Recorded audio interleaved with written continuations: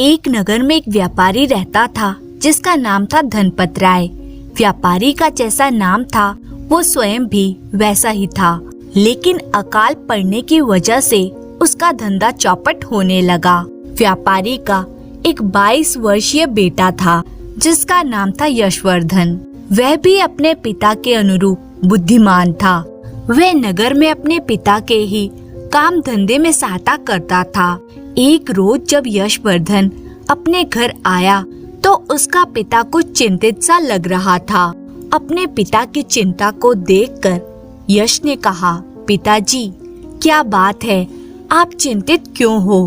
बेटा, पिछले 2 महीने से अकाल पड़ने की वजह से हमारा धंधा चौपट हो रहा है। मुझे इस बात की ही चिंता सता रही है। यश की माँ बोली, बेटा, तुम तो अभी युवा ही हो और तेरे पिताजी अब बीमार रहते हैं, तो ऐसे में ये किसी दूसरे नगर जाकर व्यापार भी नहीं कर सकते। बेटा, मैं चाहती हूँ कि तुम किसी दूसरे नगर में जाकर व्यापार करो। वैसे भी एक दिन तो तुम्हें बाहर की दुनिया में कदम रखना ही होगा। धनपत राय बोला, पर हमारा बेटा यश तो बहुत छोटा है, ये कैसे व्यापार कर पाएगा? यश की माँ बोली, अजी क्यों नहीं कर पाएगा? आपने तो इससे भी कम उम्र में व्यापार करना शुरू कर दिया था, तो ये क्यों नहीं कर सकता? क्यों बेटा, सही कहा ना मैंने? यश को अचानक से हुई इस तरह की घटना से समझ नहीं आ रहा था। वह घर से बाहर पिता के साथ के बिना कभी नहीं गया था और माँ तो अब ये चाहने लगी थी कि वो किसी दूसरे नगर में जाकर व्यापार करे। जब यश कुछ देर नहीं बोलता है तो उसकी माँ कहती है, बेटा चुप क्यों हो? अब तुम्हारे पिता के कंधों के भार को उठाने का वक्त आ गया है। अब तुम्हें जल्दी से अपनी जिम्मेदारियों को समझना होगा। धनपत राय बोला, अरे तुम ये क्या कह रही हो? अभी यश छोटा है, इसे दुनियादारी की समझ कहाँ है? यश बोला, नहीं पिताजी, माँ सही कह रही है। वैसे भी तो मुझे कभी न कभी तो घर से बाहर जाना ही होगा व्यापार करने के लिए। पर बेटा, तुम अकेले कैसे जा पाओगे? यश बोला, पिताजी, मुझे अकेले जाने की क्या जरूरत है? मैं अपने दोस्त श्रीदत्त को ले जाऊंगा। श्रीदत्त?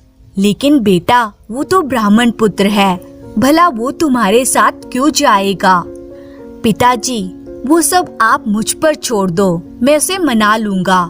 फिर यशवर्धन इतना कहकर अपने दोस्त श्रीदत्त के घर की तरफ निकल पड़ा। श्रीदत्त यशवर्धन का बचपन का दोस्त था।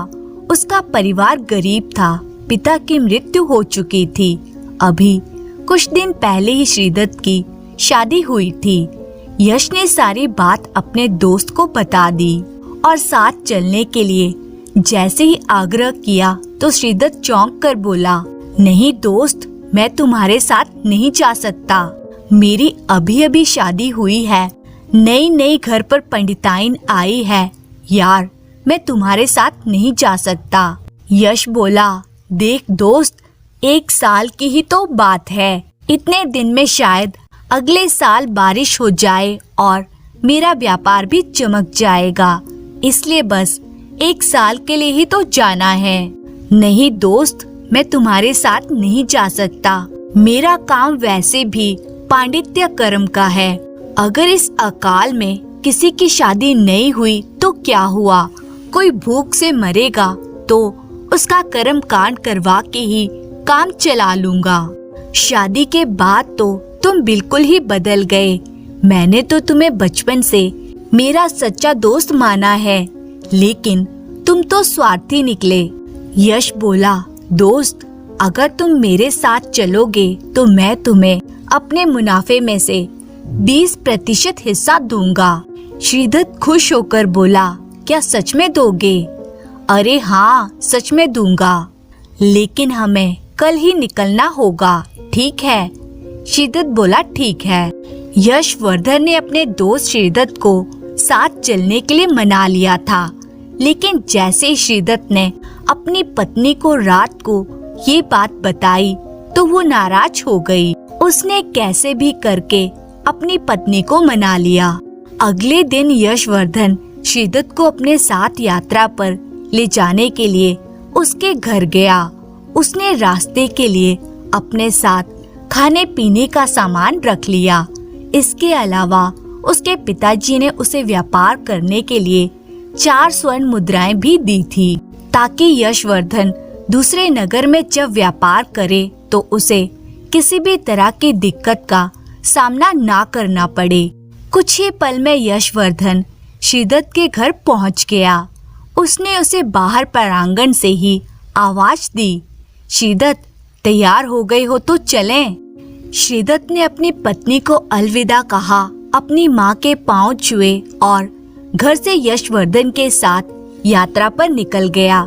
दोनों दोस्त चलते ही जा रहे थे। व्यापारी पुत्र यशवर्धन शारीरिक रूप से थोड़ा मोटा था, इसलिए उसे चलने में दिक्कत आ रही थी, जबकि ब्राह्मण पुत्र पतला था और उसे पैदल चलने की आदत भी थी। वे कुछ ही दूर चले थे कि यशवर्धन ने श्रीदत्त को पीछे से आवाज देते हुए कहा, श्रीदत्त, थोड़ा तो आराम कर लो दोस्त, मैं अब थक चुका हूँ। श्रीदत्त बोला, नहीं दोस्त, हम रुक नहीं सकते। थोड़ी देर बाद वैसे भी दोपहर होने वाली है। इधर ब्राह्मण पुत्र श्रीदत्त को अपनी पत्नी की याद सताने लगी, लेकिन उसे कैसे भी करके 1 साल यशवर्धन के साथ रहना जरूरी था, क्योंकि 1 साल यशवर्धन के साथ रहने का मतलब यह था कि वह अपना बाकी का जीवन आराम से बिना काम किए ही बिता सकता था।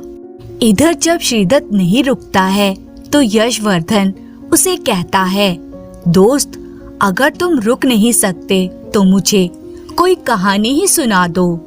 श्रीदत्त ने मुस्कुराते हुए कहा, सुना तो देता, लेकिन आज मुझे कोई कहानी याद नहीं आ रही है। मैं बस एक छोटा सा कथन बोल सकता हूँ, लेकिन वो कथन तुम्हारे एक सोने के सिक्के से भी कीमती है। यश बोला, क्या तुम एक सोने के सिक्के की कीमत जानते हो? ये एक सोने का सिक्का इतना कीमती है कि तुम्हारा परिवार आराम से 1 साल तक भरपेट खाना खा सकता है। श्रीदत्त बोला, अच्छा ये बात है, लेकिन मेरा एक कथन तुम्हारे एक सोने के सिक्के के बराबर है। अगर सुनना हो तो पहले सोने का सिक्का दो और फिर सुनो। यशवर्धन ने सोने का सिक्का निकाला और श्रीदत्त को पकड़ाते हुए कहा, ये लो, अब कुछ सुनाओ।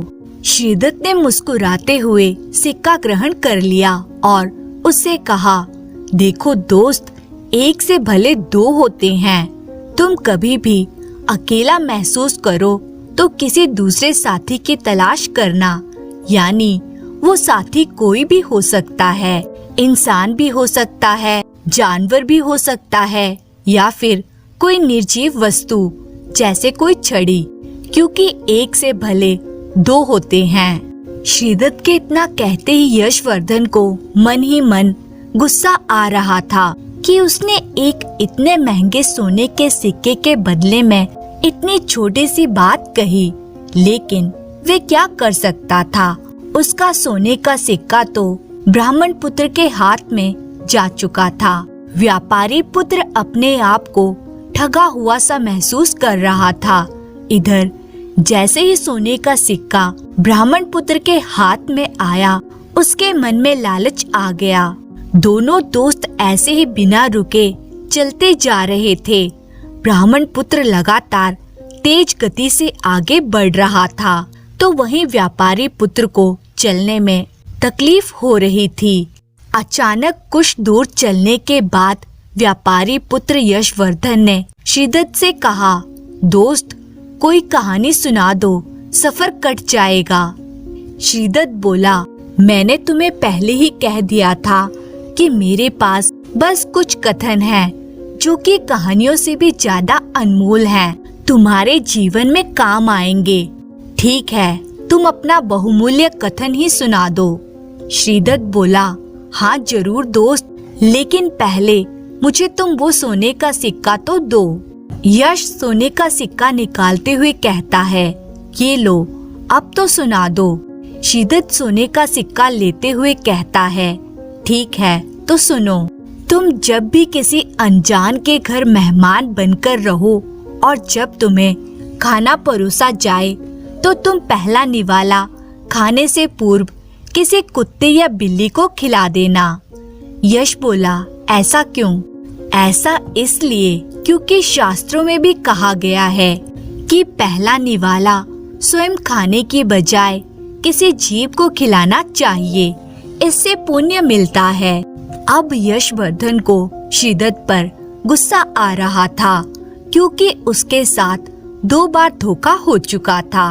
वे दोनों दोस्त कुछ ही दूर बढ़ते हैं कि पीछे से यशवर्धन ने शिदत को आवाज देते हुए कहा, दोस्त, अब मैं थक गया हूँ और दोपहर भी होने वाली है, क्यों ना हम थोड़े समय के लिए रुक जाएं। शिदत बोला, नहीं दोस्त, अभी हमें सहारनपुर का जंगल भी पार करना है, जहाँ बहुत सारे शेर व चीते रहते हैं। अगर दिन में हमने उस जंगल को पार नहीं किया तो फिर हम मारे जाएंगे, इसलिए अभी नहीं रुक सकते। आखिरकार यशवर्धन जैसे ही थक जाता है तो अपना सोने का सिक्का निकालता है और मजबूर होकर शिदत की तरफ बढ़ाते हुए कहता है, ये लो दोस्त, सोने का सिक्का, और मुझे कोई कथन या कहानी सुना दो। शिदत बोला, अच्छा तो सुनो। तुम जब भी कभी किसी अनजान व्यक्ति के घर मेहमान बनकर ठहरो और जब तुम्हारा बिस्तर लगा दिया जाए तो तुम उस बिस्तर पर सोने से पहले उस बिस्तर को समेटकर फिर पुनः साफ करके बिछाकर सोना। यश बोला, ऐसा क्यों? ऐसा इसलिए क्योंकि जो तुम्हारा बिस्तर लगाए, क्या पता गलती से उसमें कोई सुई या कुछ चुभने वाली वस्तु को ध्यान से ना देख पाए।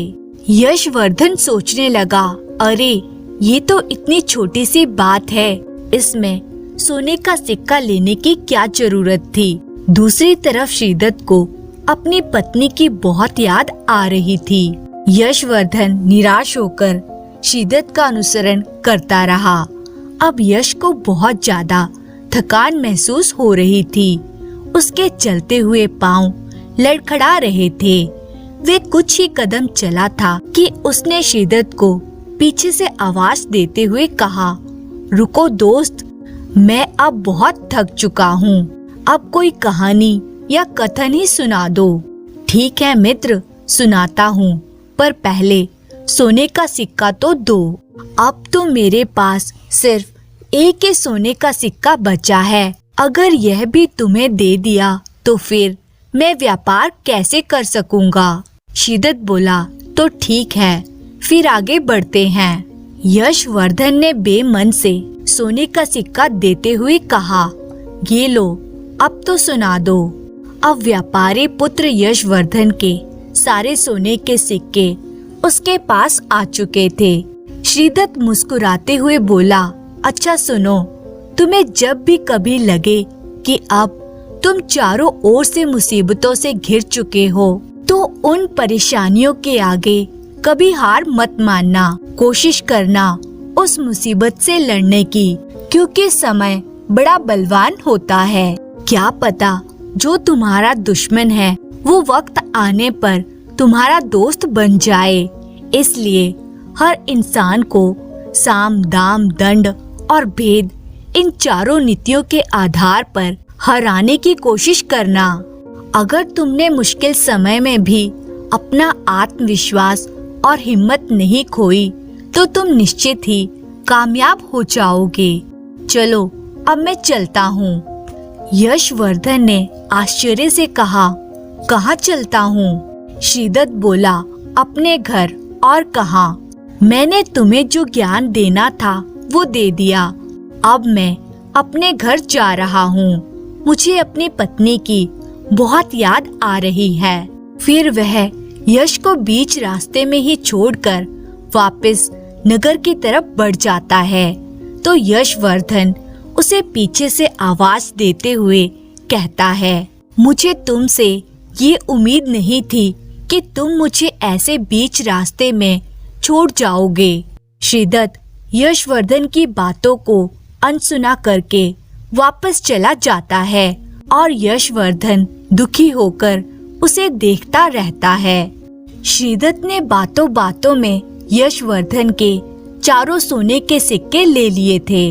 अब उसके पास सिवाय उसके माता पिता के आशीर्वाद के कुछ भी नहीं था। वह दूसरे नगर में बिना पैसों के कैसे व्यापार कर पाएगा, इसका उसे बिल्कुल भी पता नहीं था। वह हताश होकर एक पेड़ के नीचे बैठ जाता है।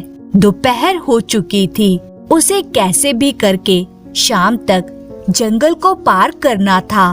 व्यापारी पुत्र चुपचाप उदास होकर आगे बढ़ रहा था। वह निराशा के गहरे अंधकार में कहीं खो चुका था। धीरे धीरे जंगल में अंधेरा छाने लगा था। अब उसे भूख और प्यास भी लग रही थी। इस कारण उसने चारों ओर पानी की तलाश की। कुछ ही दूरी पर उसे एक तालाब नजर आया, पर उसमें पानी बहुत ही कम मात्रा में बचा था, क्योंकि वहाँ अकाल का प्रकोप था। फिर उसने तालाब के पानी से हाथ मुंह धोए। उसके बाद उसने अपनी माँ के हाथ का बना खाना खाया। वे जैसे ही पुनः तालाब में पानी पीने गया, अचानक एक आवाज ने उसे डरा दिया। सुनो मित्र, वे चारों ओर पेड़ की तरफ देखने लगा, पर उसे कोई दिखाई नहीं दिया। वे पुनः तालाब का पानी पीने लगा। उसने अचानक वही आवाज सुनी, सुनो मित्र, मैं कुछ कह रहा हूँ। यशवर्धन डर के मारे फिर इधर उधर देखने लगा और बोला, तुम कौन हो और मेरे सामने क्यों नहीं आ रहे हो?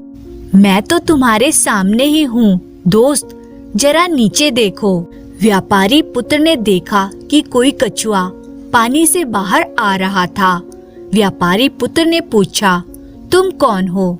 कछुआ बोला, मैं एक कछुआ ही हूँ, क्या तुम मेरी मदद करोगे? दोस्त, यहाँ अकाल का समय चल रहा है, मुझे यहाँ मत छोड़ो, वरना मैं बिन पानी मर जाऊंगा यहाँ। कृपया करके मुझे अपने साथ ले चलो और आगे 100 मील बाद एक बड़ी सी झील है, तुम मुझे वहाँ छोड़ दो। मित्र, मैं तुम्हारा आभारी रहूंगा। यश बोला, नहीं, मैं इस मामले में तुम्हारी कोई मदद नहीं कर सकता। फिर यशवर्धन उस कछुए से बिना कुछ बात किए ही वापस जाने लगता है। वे जैसे ही कुछ कदम चलता है, उसे अपने दोस्त का कहा गया पहला कथन याद आ जाता है, जिसमें उसने कहा था कि 1 से भले 2। इसलिए वे पुनः उस तालाब की तरफ बढ़ता है और उस कछुए से डरते हुए पूछता है, अच्छा तुम हो तो कछुआ ही ना? कछुआ बोला, हाँ दोस्त, मैं कछुआ ही हूँ, मैं कोई भूत पिशाच या कोई बेताल नहीं हूँ। यश बोला, अगर तुम कछुए ही हो तो फिर तुम इंसानी भाषा में बात कैसे कर लेते हो? वो सब मैं तुम्हें रास्ते में बता दूंगा, तुम मुझे उस झील के पास छोड़ दो। कछुआ बोला, तुम मुझे अपने इस थैले में डाल लो। यश बोला, ठीक है। फिर वह उस कछुए को उठाता है और अपने थैले में डाल लेता है। अब यशवर्धन उस कछुए के साथ आगे अपनी मंजिल की तरफ चलने लगता है और व्यापारी पुत्र ने अब तक जंगल को पार नहीं किया था। वह कछुए से पूछता है, अच्छा तुमने ये बताया नहीं कि तुम इंसानी भाषा कैसे बोल लेते हो? कछुआ बोला, आज से 5000 वर्ष पूर्व एक देवता उस तालाब पर एक गरीब ब्राह्मण का रूप धारण करके आया था। तब हमारे एक पूर्वज ने उनका आदर सत्कार किया था। तब उनकी सेवा से प्रसन्न होकर उस देवता ने हमारे वंश को ये वरदान दे दिया था कि हम सभी इंसानी भाषा बोलकर सभी राहगीरों का मार्गदर्शन कर सकें। यश बोला, अच्छा तो ये बात थी और तुमने खामखा मुझे डरा दिया था। कछुए के बताए हुए रास्ते पर यशवर्धन आगे बढ़ता जा रहा था। वे दोनों काफी दूर तक आ गए थे। कछुआ और व्यापारी पुत्र की बेचैनी बढ़ने लगी थी, क्योंकि जिस जगह वो थे वहाँ शेर, बाघ और चीता रहा करते थे। यशवर्धन कछुए के साथ बातें करते हुए आगे बढ़ रहा था। इस दौरान उसे किसी चीते की आवाज सुनाई दी। वह डर के मारे सिहर सा गया। कुछ ही पल में वो चीता उसकी आंखों के सामने था। व्यापारी पुत्र के डर के मारे बुरा हाल था। कछुए ने व्यापारी पुत्र से जोर से कहा, दोस्त, अब जो कुछ भी मैं बोलूं तुम वैसा ही करो। तुम जल्दी से मुझे इस चीते की तरफ फेंक दो और दौड़कर उस पेड़ पर चढ़ जाओ। यश बोला, नहीं, मैं तुम्हें इसके सामने नहीं फेंक सकता, ये तुम्हें खा जाएगा।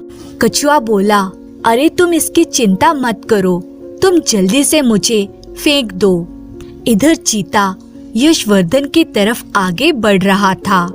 कछुए के कहे अनुसार यशवर्धन ने कछुए को उस चीते की तरफ फेंक दिया और खुद दौड़कर उस पेड़ पर चढ़ गया। वो चीता जैसे ही कछुए के मुंह को खाने लगा, उसने अपने मुंह और पैरों को अपने खोल के अंदर सिकुड़ लिया। वे चीता उसे खाना चाह रहा था, लेकिन कछुए का खोल मजबूत होने के कारण वे उसे खा न सका। कुछ देर कड़ी मशक्कत करने के बाद चीता निराश होकर वहां से चला गया। व्यापारी पुत्र उस पेड़ से नीचे उतरा। उसने कछुए को उठा लिया और प्यार से चूमा। वे कछुए से बोला, दोस्त, अगर आज तुम नहीं होते तो मैं मारा जाता। कछुआ बोला, दोस्त शब्द का अर्थ ही साथ देने वाला होता है। अब काफी अंधेरा हो चुका था, इसलिए उन्होंने एक पेड़ के ऊपर विश्राम लेना ही ठीक समझा। अगले दिन वे जल्दी उठ गए और आगे बढ़ चले। शाम तक वे उस झील पर पहुंच गए, जहां उस कछुए को ठहरना था। व्यापारी पुत्र ने उदास होकर कछुए को नीचे छोड़ते हुए कहा, चलो मित्र, अब तुम यहाँ रह सकते हो, मुझे अब आगे जाना होगा। कछुआ भी उदास मन से बोला, दोस्त, मैं तुम्हें कुछ देना चाहता हूँ। फिर वो कछुआ उस झील के अंदर चला जाता है। यशवर्धन कुछ देर के लिए विश्राम करता है। वे कछुआ झील के अंदर से बाहर आता है और अपने मुंह को खोलकर 5 मोती बाहर उड़ेल देता है और बोलता है, दोस्त, ये मोती हैं, तुम्हारी उन 4 सोने की मोहरों से भी ज्यादा कीमती है। तुम इनकी सहायता से व्यापार कर सकोगे, लेकिन तुम्हें एक बात का ध्यान रखना होगा। यहाँ से 5 किलोमीटर दूर एक गांव है। वे गांव सभ्य जनों का है, लेकिन उसी गांव में एक ठगों का घर है। वो तुमसे ये सभी मोती छीन सकते हैं, इसलिए तुम्हें इन्हें किसी भी तरह से छुपा कर रखना होगा। ठीक है मित्र, मैं इस बात का ध्यान रखूंगा। उसके बाद उसने कछुए को अलविदा कहा और आगे बढ़ चला। वह शीघ्र ही उस गांव में प्रवेश कर जाता है। वह जैसे ही गांव में प्रवेश करता है, एक भली सी शक्ल का बूढ़ा इंसान उसे घर के बाहर बैठा हुआ दिखाई देता है। वह बूढ़ा व्यक्ति यशवर्धन को जोर से आवाज देते हुए कहता है, अरे बेटे, कोई राहगीर लग रहे हो, शाम हो गई है, रात हमारे घर ठहर जाओ। यश बहुत थका हुआ था। वह उसके घर ठहरना चाहता था, लेकिन अचानक उसे कछुए की कही गई बात याद आ जाती है कि इस गांव में एक घर ठगों का है और वो पैसा ठगने के लिए किसी भी हद तक जा सकते हैं। इसलिए वह बिना रुके ही आगे बढ़ने लगता है। वह बूढ़ा व्यक्ति पुनः आवाज देता है और कहता है, अरे बेटा, इस गांव के आखिर में एक ठगों का घर है जो इस गांव के जाने माने ठग हैं। वो किसी भी राहगीर को नहीं छोड़ते और उसे लूट लेते हैं। बेटा, मेरे घर में 2 जवान बेटियां हैं, इसलिए मैं कभी किसी अनजान को अपने घर में नहीं रोकता। लेकिन तुम अच्छे इंसान हो तो रात रुक जाओ, सुबह होते ही चले जाना। यशवर्धन को वह बूढ़ा व्यक्ति बहुत भला लग रहा था, इसलिए उसने मुस्कुराते हुए कहा, ठीक है चाचा जी, आप जब इतना कह ही रहे हैं तो मैं रुक जाता हूँ। फिर यश उस बूढ़े व्यक्ति के साथ उसके घर में प्रवेश करता है। यशवर्धन की नजर अचानक एक लड़की पर पड़ती है जिसकी उम्र लगभग 30 वर्ष होगी। उसने मैले कुचले से कपड़े पहने हुए थे। ऐसा लग रहा था जैसे वह बूढ़ा व्यक्ति बड़ा ही गरीब हो। बूढ़ा व्यक्ति कहता है, ये मेरी बेटी अनंत प्रिया है। 30 वर्ष की हो चुकी है बेटा, लेकिन अब तक इसकी शादी नहीं हो रही है। अब क्या करूं बेटा? बेटी का बाप हूँ तो लोगों को बेटी से ज्यादा सोने की चाह है। यशवर्धन उस लड़की को देखते ही दुखी सा हो जाता है। बेटा, मेरी जो छोटी बेटी है वो आज शाम के नाटक के लिए तैयार हो रही है।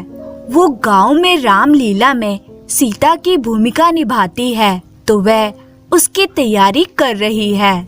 कुछ ही देर में वह बूढ़ा व्यक्ति एक खाने की थाल लेकर आता है जिसमें खीर, हलवा पूरी और आलू छोले की सब्जी थी। यशवर्धन को जोरों की भूख लगी हुई थी। वे बूढ़ा यशवर्धन से कहता है, अच्छा बेटा, तुम खाना खाओ, तब तक मैं कुछ काम करके आता हूँ और कुछ चाहिए तो बोल देना। ठीक है चाचा जी।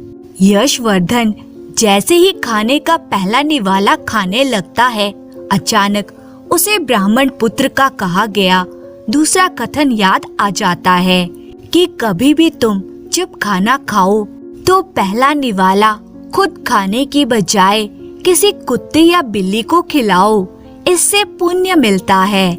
यशवर्धन ने तुरंत इधर उधर नजर दौड़ाई तो उसने देखा कि एक बिल्ली उसके बिल्कुल पास में ही बैठी हुई थी। उसने उस निवाले को बिल्ली की तरफ फेंका। बिल्ली ने झट से निवाला खा लिया और जैसे ही यशवर्धन अगला निवाला अपने मुंह में लेने लगा, वो बिल्ली छटपटाने लगी और मर गई। यह देखकर यशवर्धन डर के मारे कांपने लगा। उसे पता चल गया कि वो घर किसी साधारण बूढ़े आदमी का नहीं बल्कि उसी ठग का है जिसके बारे में उस कछुए ने बताया था। अब तो वे मुसीबत में फंस गया था। कछुए के मुताबिक उस घर से निकलना मुश्किल ही नहीं, नामुमकिन था। उसने कांपते हाथों से उस बिल्ली को उठाया और बिल्ली और खाने की थाली को दीवार के उस पार फेंक दिया। अपने हाथ धोए और एक जोर से झूठी डकार ले ली ताकि उस ठग को शक न हो कि उसने खाना नहीं खाया है। अब यशवर्धन उस ठग के घर में फंस चुका था। उसने ईश्वर का ध्यान किया और चुपचाप उस खाट पर बैठ गया। इधर वो बूढ़ा ठग और उसकी 30 वर्षीय बेटी अंदर उसके मरने का इंतजार कर रहे थे। ठग थोड़ा गंभीर होकर बोला कि खाने में तो जहर मिलाया था, वे अभी तक मरा क्यों नहीं? अनंत प्रिया बोली, पता नहीं किस मिट्टी से बना है। बेटी चल मैं देखता हूँ वो मरा कैसे नहीं, तब तक तुम हमारी दूसरी योजना पर काम करो। जी पिताजी। इधर वो ठग यशवर्धन के पास पहुँच जाता है और कहता है, बेटा क्या तुमने खाना खा लिया? हाँ हाँ चाचा जी, खा लिया, बहुत अच्छा खाना था। बेटा तुम बहुत थके हुए लग रहे हो, तुम्हें नींद आ रही होगी। मैंने तुम्हारा साथ वाले कमरे में बिस्तर लगवा दिया है, तुम जाकर सो जाओ। ठीक है चाचा जी। वे धीरे धीरे उस कक्ष की तरफ बढ़ता है और कमरे के अंदर जाते ही वे दरवाजे की कुंडी लगा देता है ताकि बाहर से कोई अंदर नहीं आ सके। यश जैसे ही बिस्तर पर लेटने लगा, उसे ब्राह्मण पुत्र का तीसरा कथन याद आ गया कि तुम जब भी किसी के घर में मेहमान बनकर जाओ और जब उसके घर में उस बिस्तर पर सो, तो सबसे पहले तुम उस बिस्तर को समेटकर वापस बिछाना। उसने सावधानी से उस बिस्तर पर बिछाए गए बिछौने को जैसे ही उठाया, वह डर के मारे चौंक गया। जिस मचान पर उसका बिस्तर लगाया हुआ था, उसे लकड़ी से बनाने की बजाय कच्चे धागों से बुना गया था। उस मचान के सीध में नीचे एक तलघर में मकान बना हुआ था, जो कि उस कमरे से 20 फीट गहरा था। उस कक्ष में एक तेल की कढ़ाई चढ़ाई गई थी, जिसमें तेल उबल रहा था। आग के लपटों और तेल की गर्मी को ऊपर तक महसूस किया जा सकता था। यश का सारा शरीर कांपने लगा।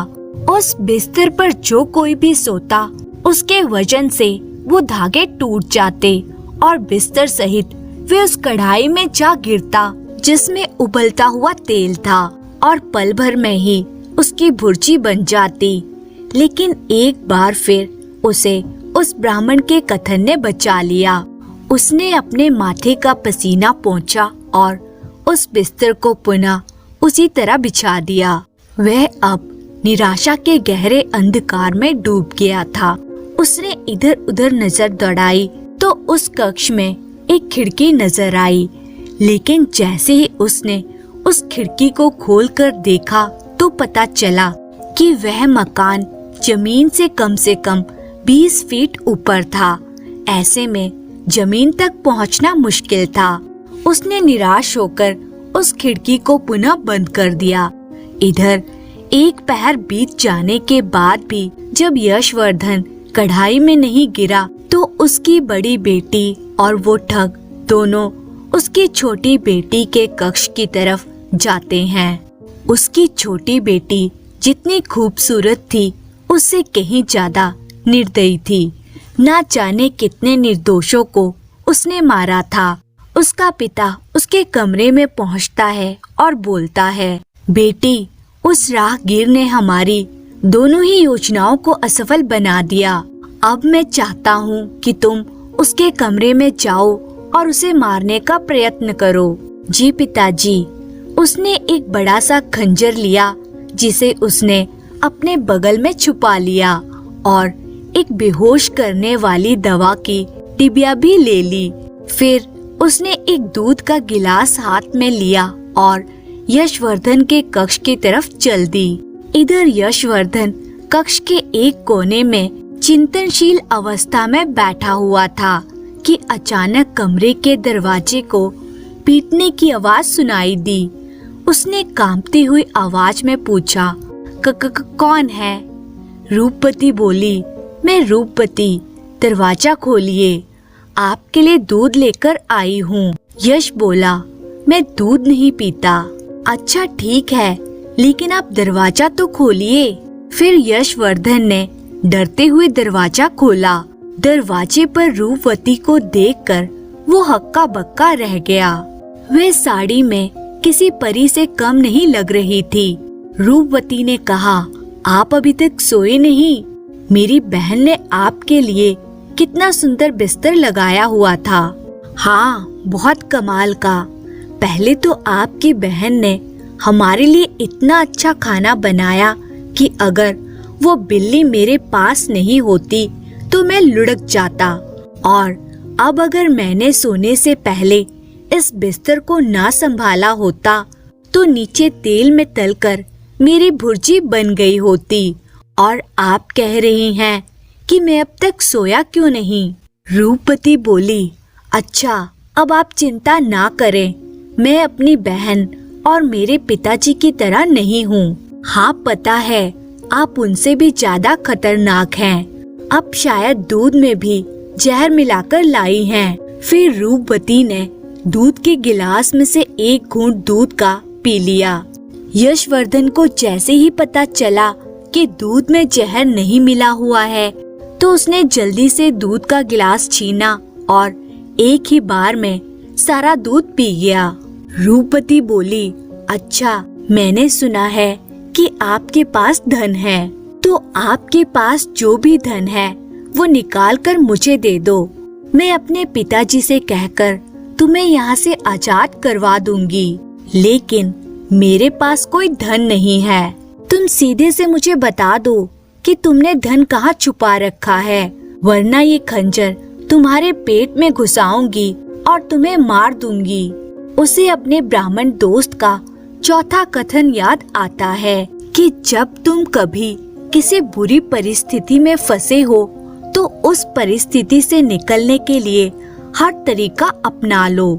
उसने स्थिति को संभालते हुए कहा, रुको रुको रूपवती, मैंने तुम्हें बोला ना, अगर तुमने मुझे मार दिया तो तुम पछताओगी, बहुत ज्यादा पछताओगी, ठीक उसी राम प्रताप की तरह। ये राम प्रताप कौन है? यश बोला, बताता हूँ। फिर यशवर्धन उसे राम प्रताप की कहानी सुनाने लगता है और रूपवती यश की बातों में इस तरह से खो जाती है कि उसे ये पता ही नहीं चलता कि कब यश ने उसके हाथों से बेहोश करने वाली डिबिया छीन ली। रूपवती ने अज्ञानतावश उस डिबिया के पदार्थ को सूंघ लिया और बेहोश हो गई। अब यशवर्धन इधर उधर रस्सी की तलाश करने लग जाता है और उसे जल्द ही रस्सी मिल भी जाती है। फिर वह रस्सी को चारपाई के एक पायदान से बांधकर खिड़की से नीचे उतर जाता है। फिर वह उनके अस्तबल में जाता है और एक घोड़े को खोलता है और घोड़े पर सवार होकर शीघ्र ही वह उज्जैन नगरी पहुंच जाता है।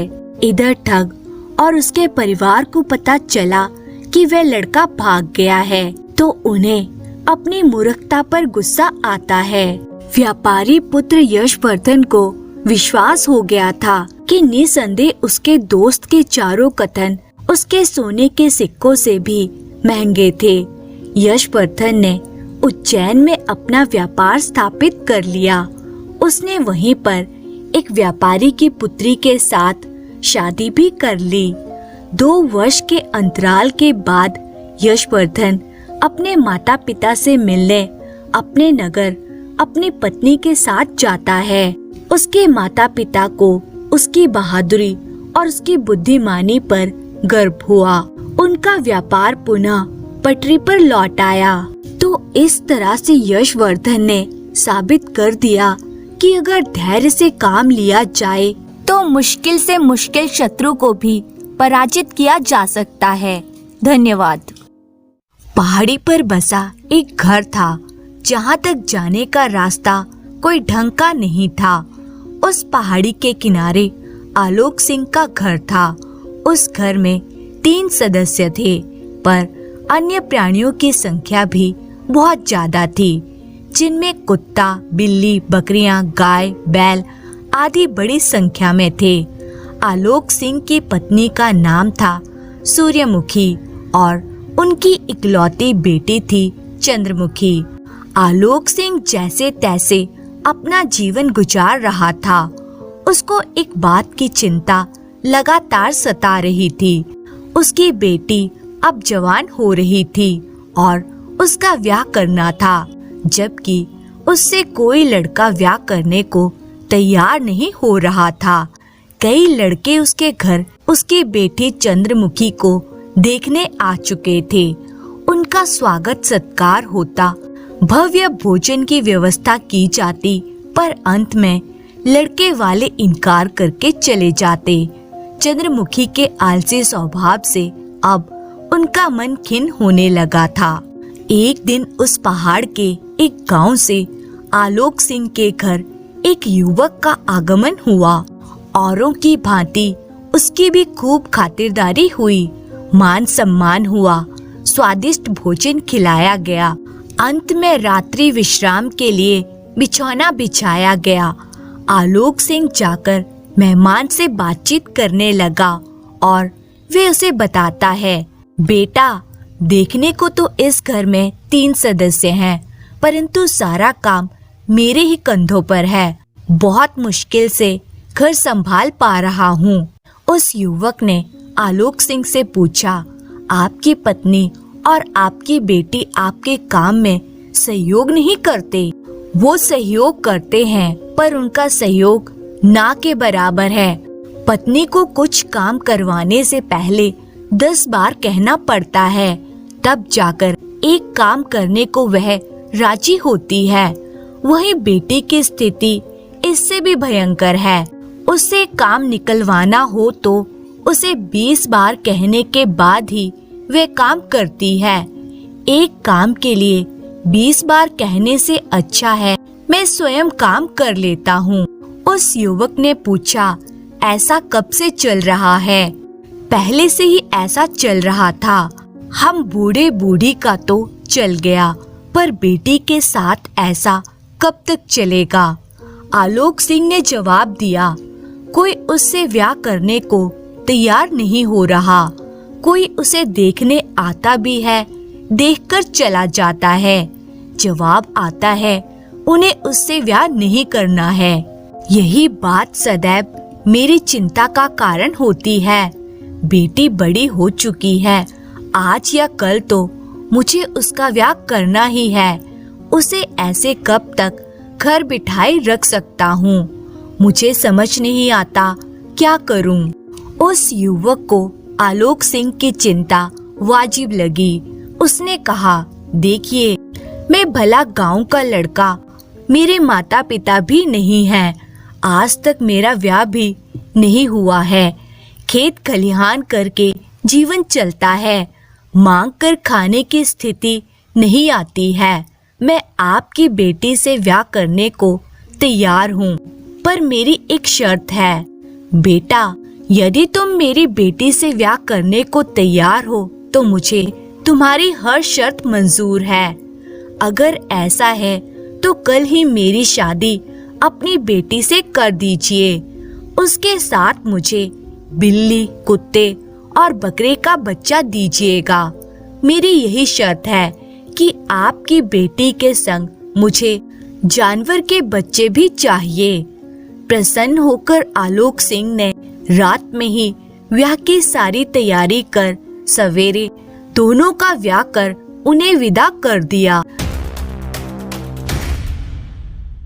सांझ होने से पूर्व युवक दुल्हन को लिए अपने घर पहुंच गया। घर पहुंचकर युवक ने गाय बैलों के लिए घास की व्यवस्था की, भोजन तैयार किया, सबके लिए खाना परोसा, यहाँ तक कि कुत्ते, बिल्ली और बकरी को भी। अपनी पत्नी को भोजन दिया। उसके बाद बर्तन मांजकर रात को सो गया। सवेरे उठकर चाय बनाई, पत्नी को दी, खुद चाय पीकर अपने दैनिक कार्य को निपटाया। उसके बाद भोजन तैयार कर सबको परोसा। बर्तन घर साफ कर खेतों की ओर जाने को तैयार हुआ। जाते जाते उसने कुत्ते के पिल्ले से कहा, मैं खेतों की ओर जा रहा हूँ, तुम मेरे पीछे से घर का काम काज देखना, भोजन तैयार करना, बैलों और गायों के लिए घास काटना, घर का सारा काम अच्छे से करना। यह कहकर वह खेत पर चला गया। शाम को थका हारा जब घर लौटा तो उसने पिल्ले से पानी की मांग की। कोई उत्तर नहीं आया। खाने के बारे में पूछा तो कुछ तैयार नहीं था। उसने गुस्से में आकर पिल्ले को बुलाया और उसे बहुत पीटा और उसे घर से बाहर निकाल दिया। उसके बाद उसने सारा काम काज निपटाया। अंत में खाना बनाकर सबको परोसा, साफ सफाई की और सो गया। अगले रोज भी उठकर उसने घर का सारा काम किया और खेत जाने से पहले फिर बिल्ली से घर का काम काज संभालने को कहकर चला गया। आज भी कोई काम नहीं हुआ। शाम आकर गुस्से में बिल्ली के बच्चे को भी उसने खूब मारा और फिर उसे घर से बाहर निकाल दिया। फिर स्वयं ही घर का सारा काम करने लगा। उससे अगले दिन बकरी की बारी आई। उसे भी घर के कार्यों के संबंध में कई हिदायत देकर वे खेत खलिहान चला गया। यह सारा दृश्य उसकी पत्नी चुपचाप देखती रही, पर कहा कुछ भी नहीं। आज भी कोई कार्य ना होता देखकर उसने बकरे को मारा और फिर उसे घर से बाहर निकाल दिया। अगली सुबह सारा काम निपटाकर घर से निकलते हुए उसने पत्नी से कहा, देखो मैं खेतों की ओर जा रहा हूँ, घर का काम काज देख लेना, गायों को चारा दे देना, उनके लिए घास काट कर तैयार रखना, घर की साफ सफाई कर लेना और सबके लिए भोजन तैयार करना। तुमने देखा अन्यों ने अपना काम नहीं किया तो उनका क्या हश्र हुआ, इसलिए तुम समय पर अपना काम निपटा लेना। शाम को जब वह युवक लौटा और पानी के लिए पुकारा तो पत्नी डरते हुए तुरंत पानी ले आई। युवक ने घर और बाहर झांक कर देखा तो सारा काम ठीक था। दोनों ने भोजन किया और सो गए। अब धीरे धीरे युवक के बिना कहे ही उसकी पत्नी को काम करने की आदत पड़ती गई। पति बाहर का काम काज संभालता और पत्नी अंदर का। सब कुछ ठीक चल रहा था। शादी के बाद बेटी की कोई खोज खबर नहीं मिली, यह सोचकर एक रोज आलोक सिंह दामाद के घर आए। अपने ससुर को देखते ही उसने पत्नी से कहा, पिताजी के लिए चाय और खाने की कोई सामग्री ले आओ। बेटी सारा काम कर रही थी। आलोक सिंह अपनी बेटी में आए परिवर्तन को देखकर बड़े आश्चर्य में था। उन्होंने दामाद से कई बार जानना चाहा और पूछा, तुमने इतनी जल्दी और आसानी से अपनी पत्नी को बदल लिया तो मुझे भी वह उपाय बताओ ताकि तुम्हारी सासू माँ भी एक ही वचन में सारा काम कर जाए तो कितना अच्छा होगा। दामाद ने ससुर जी से कहा, कल सवेरे आपको वे नुस्खा बताया जाएगा जिसके बलबूते पर मेरी पत्नी में वे परिवर्तन आया है। अब रात काफी हो चुकी है, आप निश्चिंत होकर सो जाइए। इतना कहकर दोनों सो गए। सवेरे युवक ने मिट्टी के फूटे बर्तन को इकट्ठा कर उसको तोड़कर धूल बनाया। वहीं दूसरी ओर कुछ गीली मिट्टी ले आया। तत्पश्चात उसने अपने ससुर को बुलाया और कहा, आप उस फूटे हुए मटके के मिट्टी से घड़ा या कुछ बनाइए, मैं इस गीली मिट्टी से कुछ बनाता हूँ। युवक ने उस गीली मिट्टी से कई आकार के बर्तन बना डाले, जबकि ससुर जी उस पक्की मिट्टी के चूरे से कोशिश करके भी कुछ बना नहीं पाया। अंत में अपनी असफलता स्वीकार करने पर युवक ने कहा, एक बार जो मिट्टी पक चुकी है उसे बदलना या उससे अन्य निर्माण कार्य करना आसान नहीं है, जबकि किसी भी गीली और कच्ची अवस्था में हम उसे बदलकर आसानी से कोई भी आकार दे सकते हैं। ऐसा कहकर युवक ने अपने ससुर से कहा, अब सासू माँ के जीवन में परिवर्तन की उम्मीद करना बेकार है, क्योंकि अब उसमें इतनी नरमी होती ही नहीं कि कोई परिवर्तन लाया जा सके।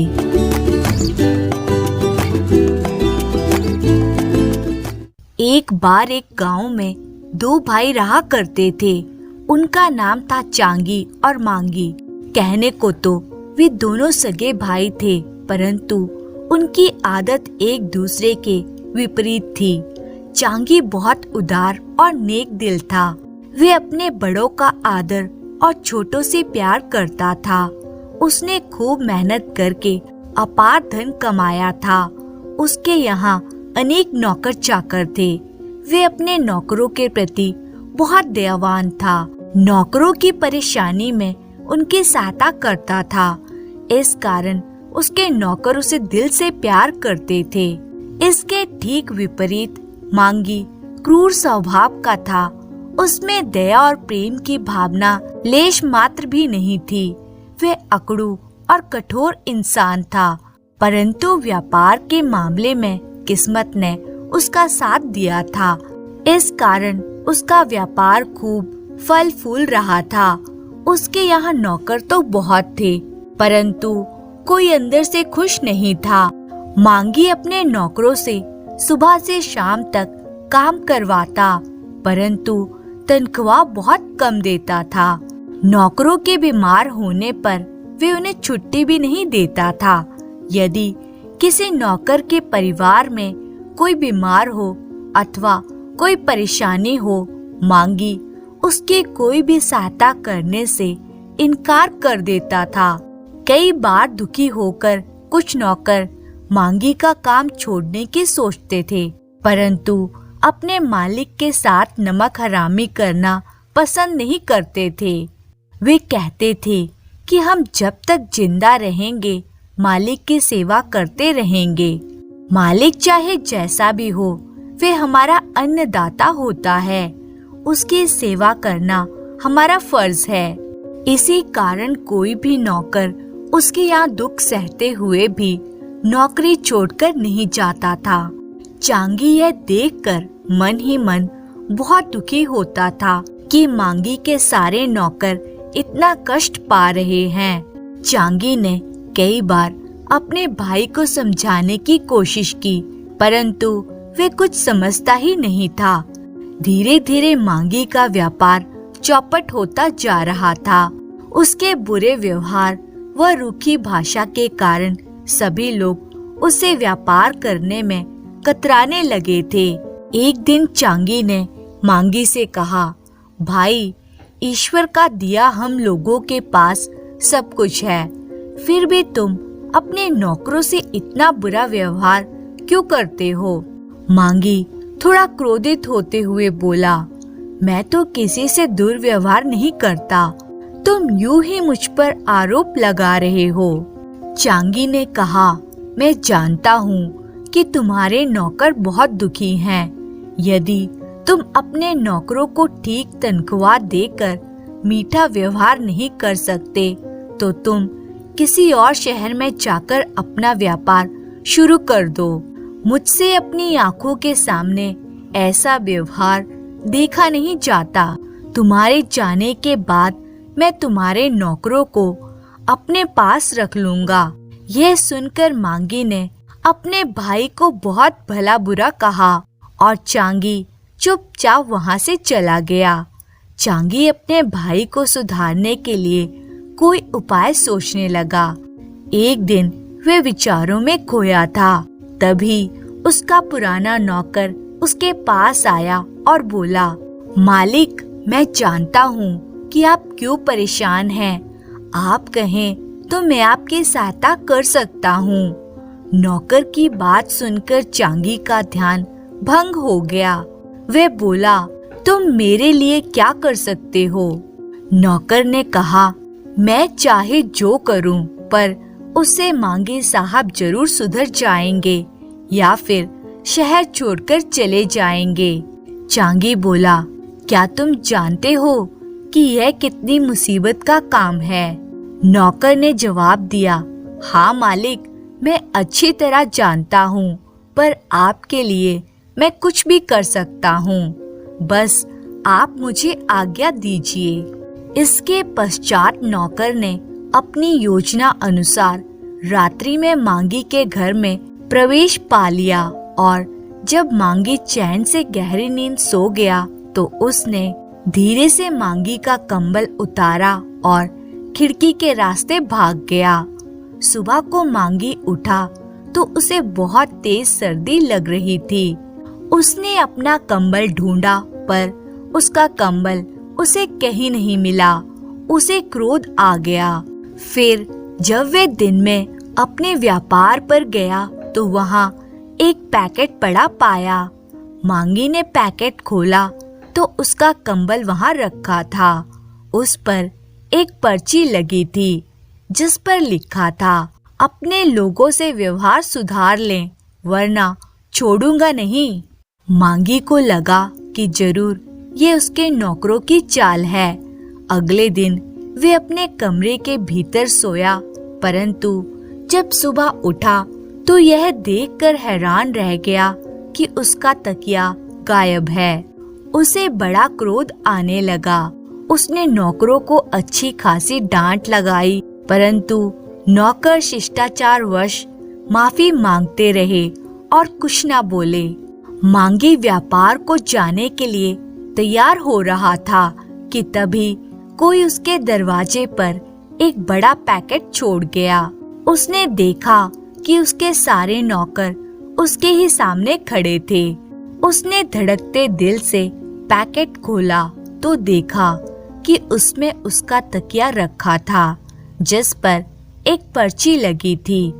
पर्ची पर लिखा था, अपना व्यवहार बदल लो वरना। मांगी यह पढ़कर डर गया। अगले दिन वे रात्रि होने पर बहुत देर तक जागता रहा ताकि वे तकिया कंबल ले जाने वाले को पकड़ सके, परंतु आधी रात्रि तक कोई नहीं आया। वह बैठा इंतजार करता रहा कि ना जाने कब उसे नींद आ गई। मांगी सुबह को उठा तो उसने देखा कि उसका बिस्तर सही सलामत है। वह बहुत खुश हुआ। तभी उसको देखकर उसका एक नौकर हंसने लगा। उसे बड़ा क्रोध आया। उसके बाद जो भी उसे मिलता उसे देखकर हंसने लगता। मांगी को कुछ भी समझ में ना आया। कुछ देर बाद जब वह शीशे के सामने गया तो उसे हकीकत मालूम हुई। मांगी डर के मारे थर-थर कांपने लगा। कोई उसके मुंह पर काला रंग करके चला गया था। मांगी को समझ में नहीं आ रहा था कि वह क्या करे। उसको लगने लगा कि यदि कोई उसके मुंह पर कालक पोत सकता है तो कल को उसकी गर्दन भी काट सकता है। उसने तुरंत नौकरों को आदेश दिया, मेरा सारा सामान बांध दो, मैं दूसरे शहर में जाकर व्यापार करना चाहता हूँ। नौकर कुछ समझ ही न सके। मांगी मुंह धोकर और तैयार होकर अपने व्यापार के लिए चल दिया ताकि अपना व्यापार बंद करके कहीं और जाने का इंतजाम कर ले। रास्ते में उसे चांगी मिला। वे चांगी से नजरें चुराने लगा। चांगी ने उसे रोक लिया और पूछा, तुम इतने घबराए हुए कहाँ जा रहे हो? मांगी बोला, भाई तुम ठीक कहते थे, मैंने भी अब निर्णय कर लिया है कि मैं अपना व्यापार दूसरे शहर में जाकर करूँगा। चांगी ने बहुत पूछा, तब जाकर मांगी ने उसे सारी घटना बता दी। मांगी ने नौकरों के साथ जो बुरा व्यवहार किया था उसके लिए भी अब उसे पश्चाताप हो रहा था। चांगी ने कहा, यदि तुम्हें विश्वास है कि अब तुम अपने नौकरों व अन्य लोगों से दुर्व्यवहार नहीं करोगे तो मेरी प्रार्थना है कि तुम यहीं रुको। मांगी अपने भाई की बात मानकर वहीं रहने लगा। अब चांगी एक गांव था, उसमें एक बुढ़िया रहती थी। वे बुढ़िया बहुत ही दुष्ट थी। उस बुढ़िया का एक बेटा और एक बहू थी। बहू बेचारी बड़ी ही सीधी सादी थी और बेटा भी माँ की हर बात मानने वाला था। उस बुढ़िया के बेटे को उस गांव में कोई काम काज नहीं मिलता तो काम की तलाश में वे दूसरे गांव जाता है। उसे वहाँ एक अच्छा सा काम मिलता है, लेकिन वहाँ से उसे हर रोज घर पे आने के लिए समय नहीं मिलने वाला था। सिर्फ साल में एक बार कुछ दिनों के लिए उसे छुट्टी मिलने वाली थी। वे काम तो स्वीकार करता है, लेकिन उसे अपनी पत्नी की बहुत चिंता थी। इसलिए दूसरे दिन काम के लिए वे घर से निकलते वक्त बुढ़िया से कहता है, माँ मेरी पत्नी को अच्छी तरह संभालना। बुढ़िया कहती है, हाँ बेटा, तुम बिल्कुल भी चिंता ना करना, मैं तुम्हारी पत्नी का अच्छी तरह ख्याल रखूंगी, उसे कोई कष्ट होने नहीं दूंगी। बेटा बेफिक्र होकर काम के लिए दूसरे गांव चला जाता है। बेटे के घर से जाने के बाद अब बुढ़िया का ही राज था। वे बहू को संभालती कहाँ, वह तो उसे जितना हो सके उतना सताना शुरू करती है। स्वयं पैर फैलाकर बैठती है और उससे घर खेत का सारा काम करवाती है। उसे पौ फटने से पहले उठाती है। खाना पकाना, बर्तन मांजना, पानी भरना आदि काम करवाती है। उसके बाद कभी जंगल में लकड़ियां लाने के लिए भेजती है या खेत का काम करने के लिए। दिन भर उससे कोल्हू के बैल की तरह परिश्रम करवाती है। उसे थोड़ा भी समय विश्राम करने के लिए नहीं देती। बुढ़िया उसे ठीक तरह से खाना भी नहीं देती। कभी कांजी का पानी तो कभी बासी खाना देती थी। बेचारी बहू ये सब कष्ट चुपचाप सहती रहती थी। सास को कभी भी पलटकर कोई जवाब नहीं देती। उसके बताए किसी भी काम को कभी ना नहीं कहती। तो इस तरह ही दिन बीतते हैं और सास को पता चलता है कि बहू गर्भवती है तो वे परेशान हो जाती है। सोचती है काम करने वाला अकेला बेटा, उसमें एक बच्चा आ गया तो खाने वाला एक मुंह और बढ़ जाएगा।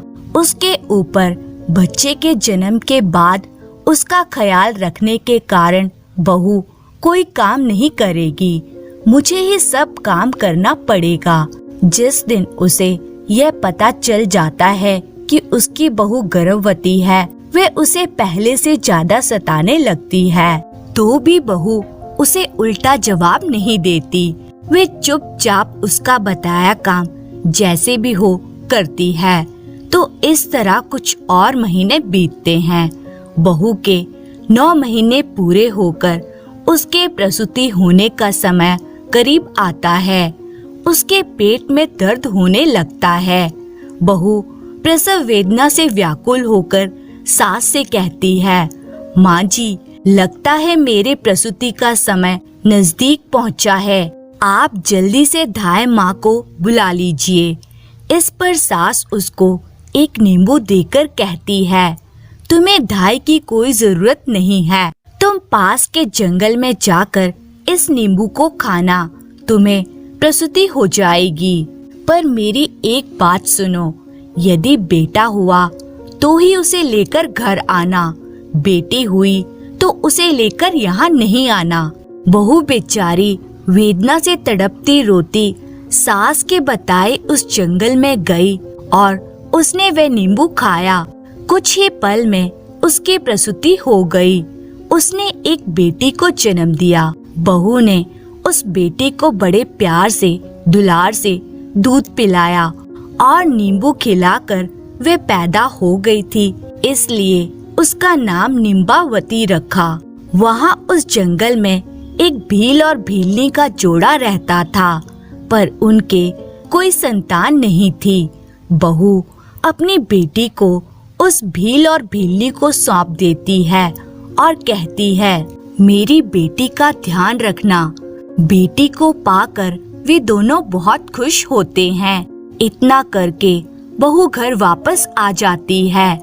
जब वे अकेली घर वापस आती है तो बुढ़िया समझ गई कि उसने बेटी को जन्म दिया था और वह उसके डर के मारे उसे जंगल छोड़कर आई है। वह बुढ़िया बहुत चालाक थी, बात को पलटती है। वे गांव में शोर मचाती है, मेरी बहू ने बच्चे को खा लिया, मेरी बहू बच्चे खाने वाली डायन है। बहू उसकी बात अनसुनी कर देती है और मन ही मन इस बात से खुश रहती है कि भगवान की कृपा से उसकी बच्ची जिंदा है। अब बहू हर रोज ढोर डंगरों को चराने के बहाने जंगल में जाती है और अपनी बच्ची से मिलती रहती है। इस तरह कुछ दिन बीतते हैं। भील और भीलनी के पास निम्बावती धीरे धीरे बड़ी हो जाती है। इस तरह 1 साल गुजरता है और बुढ़िया का बेटा छुट्टी लेकर घर वापस आता है। घर के अंदर प्रवेश करते ही बुढ़िया उससे कहती है, क्या बताऊं तुम्हें बेटा, तुम्हारी ये पत्नी मनुष्य नहीं, डायन है, डायन, जिंदा मनुष्य को खाने वाली डायन। तुम्हें एक बेटी हुई थी, लेकिन इसने उसे खा लिया। बेटा अपनी माँ के स्वभाव से भली भांति परिचित था। उसने जाना कि यह जरूर उसकी माँ की ही कोई साजिश है। उसने अपनी पत्नी से माँ के बारे में कुछ नहीं कहा। पत्नी ने भी अपने पति से सास के बर्ताव के बारे में कोई बात नहीं बताई। अब कुछ दिन घर रहकर बुढ़िया का बेटा फिर काम के लिए दूसरे गांव चला जाता है, तो वह दोबारा पेट से होती है। बुढ़िया को जब ये बात मालूम हो जाती है, तब वह आग बबूला हो जाती है। अब वह बहू को पहले से ज्यादा सताने लगती है। दूसरी बार जब 9 महीने पूरे हो जाते हैं और बहू को प्रसव वेदना शुरू हो जाती है, तो वे सास को पहले की तरह ही दाई को बुलाने के लिए कहती है। इस बार भी बुढ़िया दाई को नहीं बुलाती, बल्कि मुट्ठी भर जीरा लाकर उसके हाथ में देती है और कहती है, ये जीरा लेकर उस गांव में जाना और इसे खाना, तुम्हें प्रसूति हो जाएगी। बेटा हुआ तो उसे लेकर यहाँ आना, बेटी हुई तो उसे वहीं फेंक कर आना। तो सास के कहने पर बहू उस सुनसान जंगल में फिर जाती है। वहाँ जाकर जीरा खाती है तो कुछ ही समय में उसे प्रसूति होकर एक बेटी को जन्म देती है। वे उस बेटी को दुलारती है, दूध पिलाती है, उसका नाम जीरावंती रखती है और पहली बेटी को जहाँ रखा था उन्हीं को सौंपकर और ये कहकर कि मेरी बेटी जीरावंती का ध्यान रखना, वे घर वापस आ जाती है।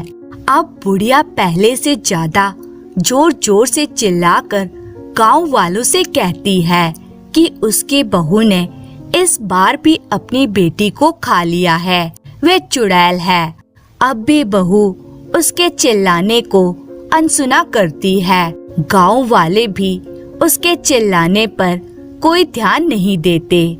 कुछ दिनों के बाद और 1 साल खत्म होता है। उसका बेटा वापस घर लौटता है। तब पहले की तरह बुढ़िया उससे बहू की चुगली करती है कि उसने बेटी को खा लिया है। बेटा इस बार भी चुप रहता है, ना माँ को कुछ कहता है, ना पत्नी से कुछ पूछता है। कुछ दिन घर रहकर वे वापस काम पर लौट जाता है।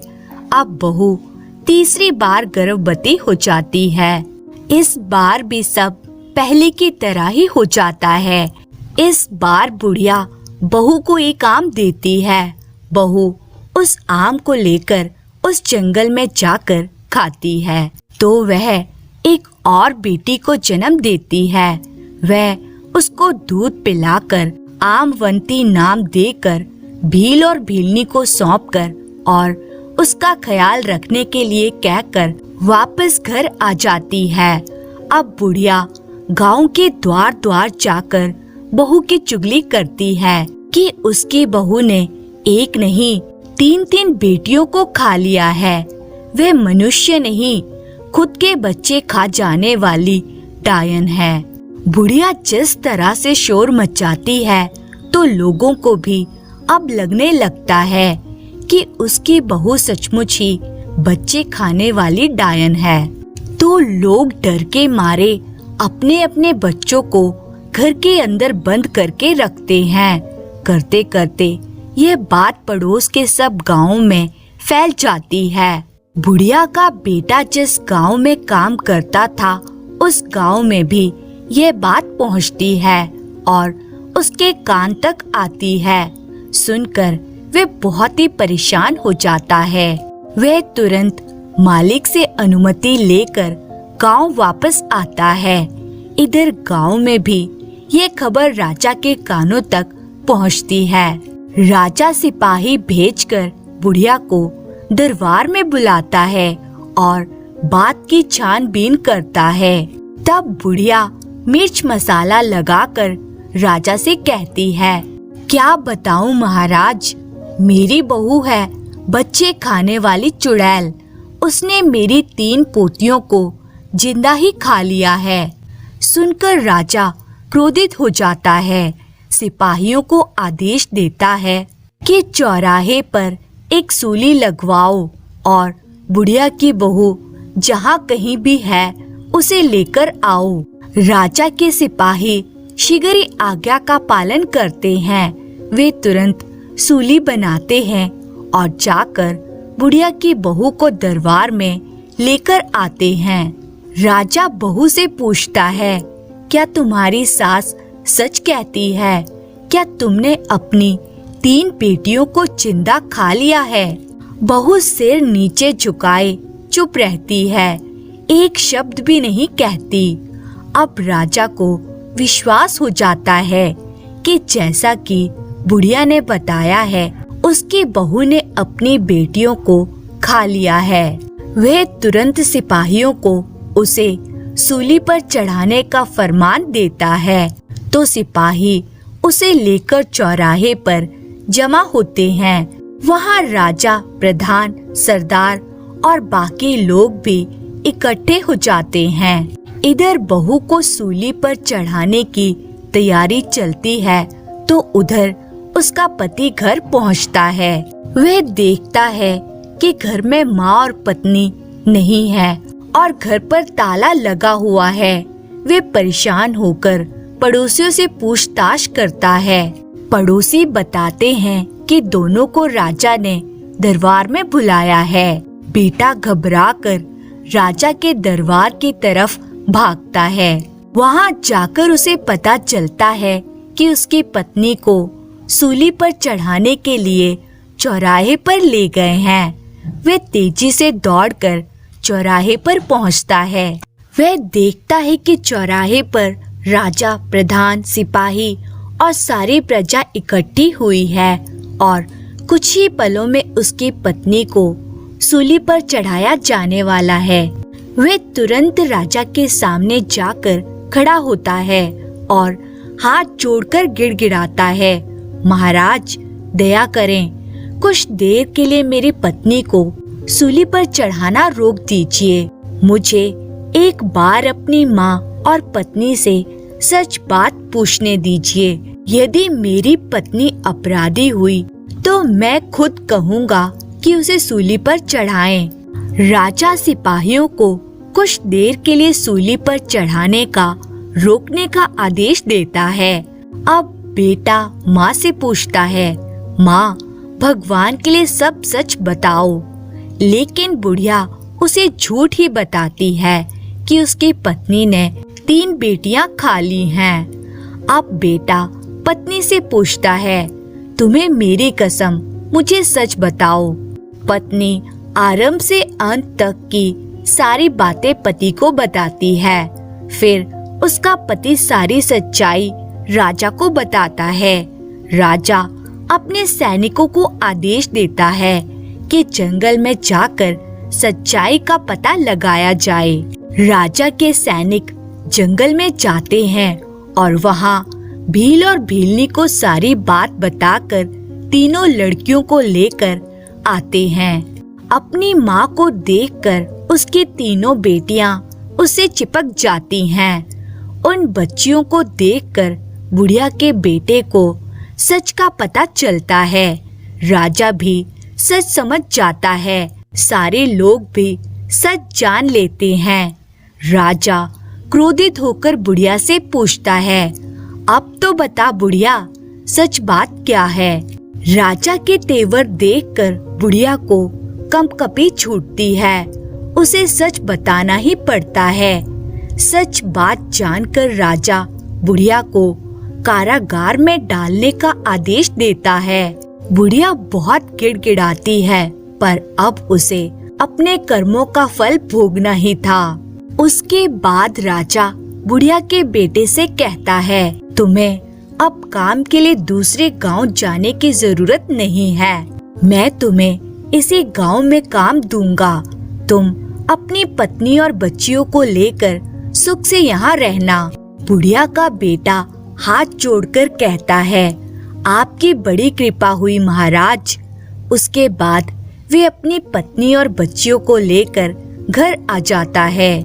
राजा अपने दिए हुए वचन के अनुसार 2-4 दिनों में बुढ़िया के बेटे को अपने राज्य में एक अच्छी सी नौकरी देता है। वे बड़ी ईमानदारी से उस नौकरी को करता है और अपनी पत्नी तथा तीनों बेटियों के साथ सुख शांति से जीवन बिताता है। धन्यवाद।